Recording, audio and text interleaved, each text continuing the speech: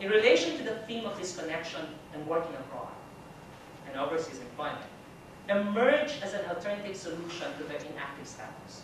This work aspiration is premised on the belief that working abroad is more economically beneficial compared to working locally in the Philippines. As observed by one of my teacher respondents, and I quote, "There are some students who are family-oriented. They would always tell me, 'Ma'am, I want to go abroad para makatulong sa pamilya, sa mga kapatid na mag-aaral, to help my family and my siblings in their studies. So I'm happy to hear that,' unquote." The research insights led me to further explore the Istambay phenomenon by asking the question, so where do the Istambays locate their spaces of home? In what ways does the phenomenon of Istambay reproduce social sufferings in the Philippines?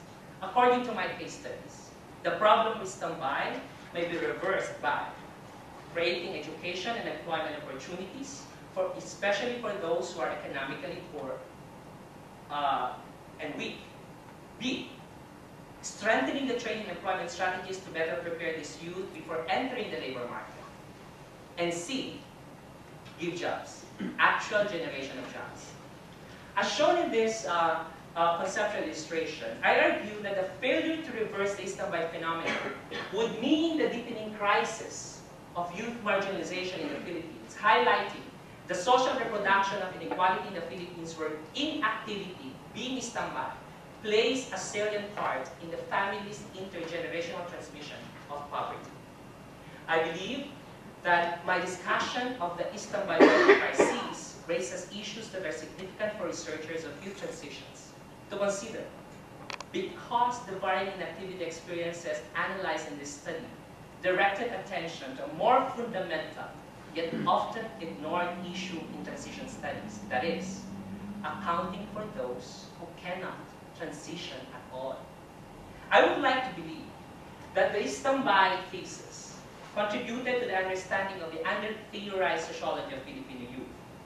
Future theoretical interests should be able to examine if youth inactivity is truly a valid point of transition discourse, and cross-culturally to determine whether Istambay phenomenon is present and existent in other societies. So we have Istambays in Canada. Methodologically, the lack of national Filipino youth statistics did not allow the present study to adequately examine the causes and patterns of youth inactivity in the Philippines. Instead, what this research offered was the utilization of contextual nationalist statistics with case study narratives that explored and described but cannot fully explain the intricacies of Istambay phenomenon. This gap in knowledge can only be resolved if youth research on critical issues in transition such as inactivity are given adequate funding by the state, by the Philippine government. On the political and policy level, the Philippines has well-established laws and policies on youth and children. The main problem, however, is the lack of political will to implement these laws, and weak governance which have impeded the social development of some Filipino youth. The growing number of Istambays in the country is a case in point. In order that a good number of youth policy initiatives on Istambays are implemented, it is first necessary, in my view, to first establish a well-researched knowledge base about them. Although the present study has started establishing this knowledge base about the Istambays, there's still a need for more research where the state and probably private agencies should once and for all invest. In ending, I would like to thank everyone. Maraming salamat po. From the bottom of my heart, thank you so much. Thank you, God. Thank you, Canada. Thank you, Dalhousie. Thank you, everyone. I'm happy to think that indeed I fulfilled my promises because this Istambay thesis helped me think and do good social science, because I really learned a lot new skills from our department. More importantly, I was given an opportunity to produce a thesis about my country, which allowed me to be myself as a Filipino sociologist negotiating my space in the vast world of international sociological practice.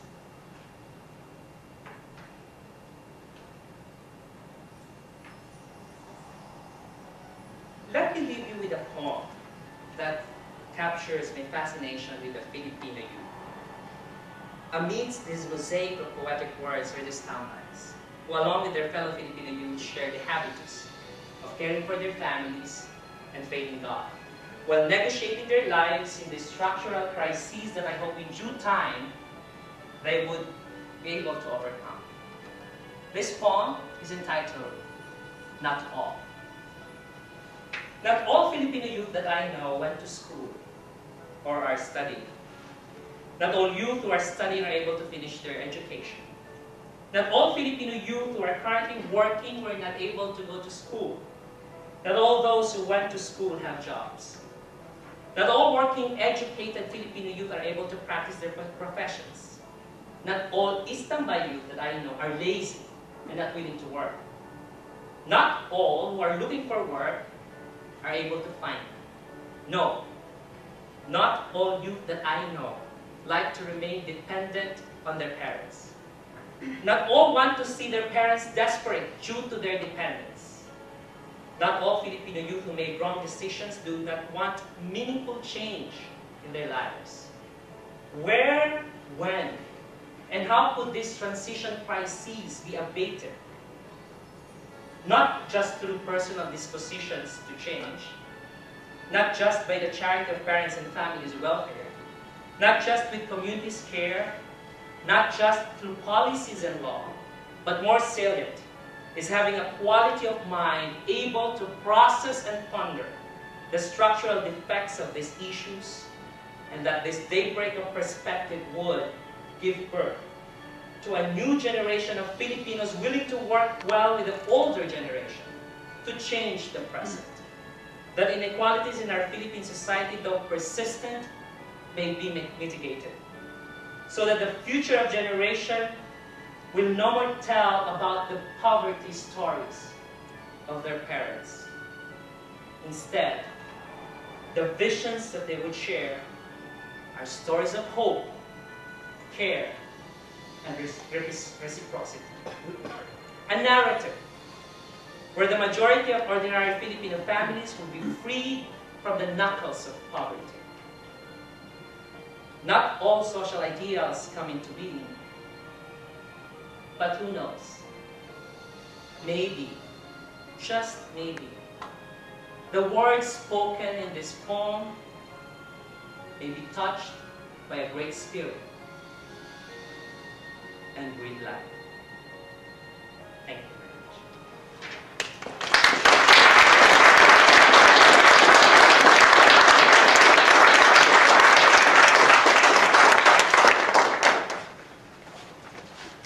Thank you, Clarence. And I will invite Dr. Cote.